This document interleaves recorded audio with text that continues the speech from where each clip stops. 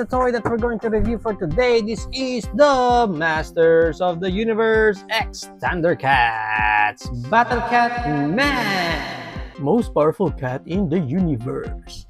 And as you can see here nga, wala na si Battle Cat sa loob kasi na-unbox na natin siya nung nag-live tayo. And sa likod, nandito yung magandang illustration ni Battle Cat. Nakalaban niya si Beastman. And yung iba pang figures na pwede nating makuha from this line. Pag na-unbox natin si Battle Cat Man, kasama lang dito yung kanyang parang manual na kung saan nakalagay lang switch out parts to transform. Parang technically sinasabi lang yung mga armor siya na pwedeng matanggal. And yun lang. Wala naman na ibang sinasabi dyan. And of course, meron tayong kasama din dito mini comics, Masters of the Universe X Thundercats Third Eternia. Ang ganda rin ng mga illustrations dito sa loob. And of course, meron din siyang storying kasama dyan. Ayan, lahat ng mga Thundercats na napunta sa Eternia. Nice. Moving right along, nandito na tayo sa ating main figure. Check muna natin yung accessories na kasama niya. Ito yung kanyang mga claw. Yan. And apparently, nung ginawa natin yung live natin, nasira ko kaagad yung isang peg ng ating claw. Yan, tanggal. Hindi ko din alam kung bakit ang bilis siyang naputol yung sa akin. So anyway, yan lang yung pinaka-details niya. Let's move right along na sa ating main figure na si Battle Cat Man. Check muna natin yung pinaka-details niya. Yun ang itsura niya. Ang ganda. So from this line, medyo punggok din yung ating mga character. Parang may touch siya talaga ng pagka-retro play din na line ng Masters of the Universe. Kasi punggok malilit yung paa. Okay? Pero maayos naman yung itsura dito ni Battle Cat Man. Malabas para siyang si Cringer na naging tao. I don't know. Hindi ko pa alam yung full story nun, pero maganda naman yung overall design dito kay Cringer. Let's take a closer look pa. Yan ang itsura niya. Kasama nung kanyang helmet. Ganda nung eyes, Ganda yung eyes. At least kitang-kita natin yung eyes niya. Yan. And then, yung armor pa niya sa side. Yan. He-Man armor pero logo ng Thundercats yung nandoon. And wala na mga cutics sa mga nails niya. Yan, ganda rin ng stripes niya. Okay, so para sa articulation ni Battle Cat Man, yung head niya naro-rotate yan 360. May look up siya na ganyan and look down din na ganyan. Yung kanyang arms wide open, yan, meron naman siyang Creed moment. And then naro-rotate din yan 360 yung shoulder niya. Sa elbow naro-rotate yan 360 din.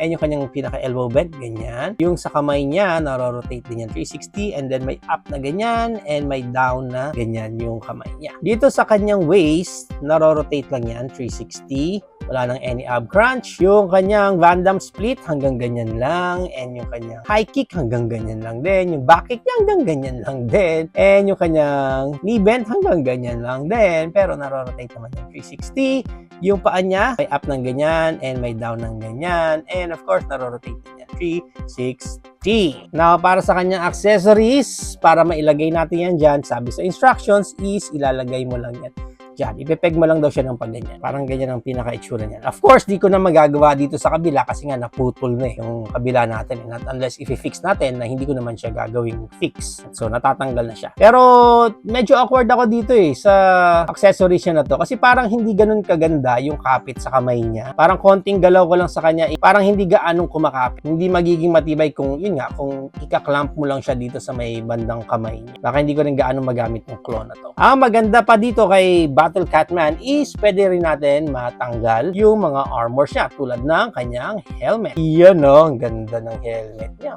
diba? Nice. Ang ganda ng helmet.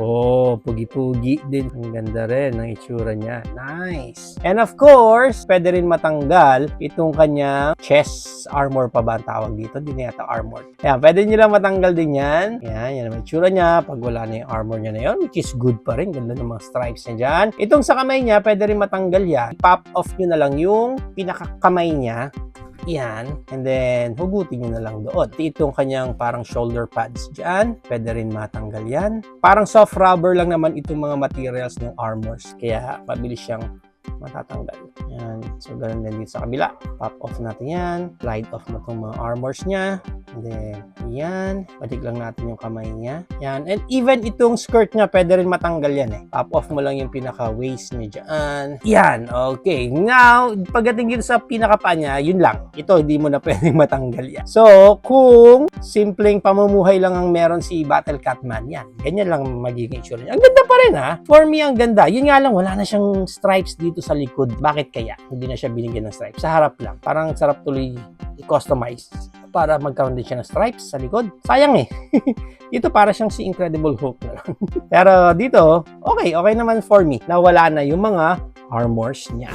Now, para sa height ng Battle Catman natin, ang height niya is around mga nasa 6.5 inches siya. Maganda niya, i-compare pa natin siya sa iba pa nating figures tulad ng ating Retro Play classic na si King Randor. Mas maliit pa rin yung mga Retro Play natin. We also have here our Masterverse Skeletor. We also have our Masters of the Universe 200X na si Merman. And from our Masters of the Universe Classics line na si Chief Carnivore. So, yan ang ating height comparison. If you are planning to avail this Battle Catman, ang price range niya is around 1,500 up to 2,250 pesos. Depende na lang again kung saang specific market niya makakuha nito or mabibili siya ng naka-sale price na rin. There you have it now guys. So na ang ating Masters of the Universe X Thundercats Battle Catman. What do you think of this figure? Is it a go for you or no for you? Whatever your thoughts, please comment it down below. But for me, overall, okay naman sa akin itong si Battle Catman.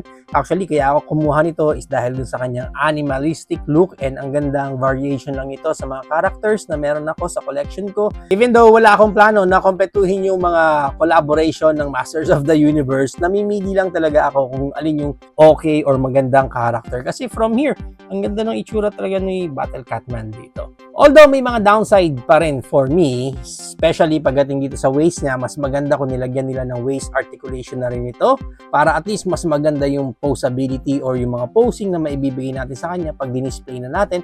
And most especially, isa sa pinaka nakakalungkot is wala siyang bone tooth. Yan, wala siyang buntot talaga. As in, hindi ko lang bakit hindi ba nila naisip na, nga pala, tiger siya. Para siyang si Battle Cat or si Cringer. So, nasan yung buntot niya? Wala eh. Hindi nila nilagyan ng buntot. Bakit kaya? I don't know. Hindi ko pa alam yung backstory nito sa comics. Maybe pag may time ako, mabasa din natin tong comics. At again, overall, ang ganda ng pagkaka-execute ng Battle Catman natin dito. Kahit na hindi ko naman gaano na magagamit itong mga accessories niya. Still, it's a good catch na rin na meron ako nito sa collection ko.